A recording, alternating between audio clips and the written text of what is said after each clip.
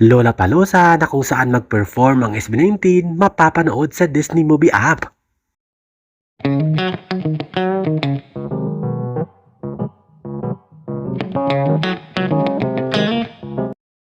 Hello 18! Welcome back to my channel. Thank you for clicking this video.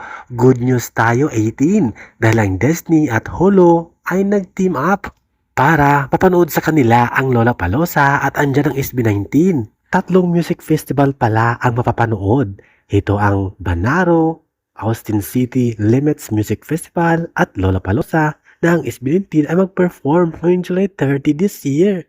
Ito po ay good news sa lahat ng 18. I-paste ko po ang link ng Disney para mapanood nyo po at mag-download ng Disney app. Napakagandang balita po ito. I'm sure dyan ang ibang fandom ay ma-insecure na naman at magawa-gawa na naman ng mga nonsense at mga komentong negative about SB19 na walang kwentang komento. Kaya naman, ignore, love, at be positive 18.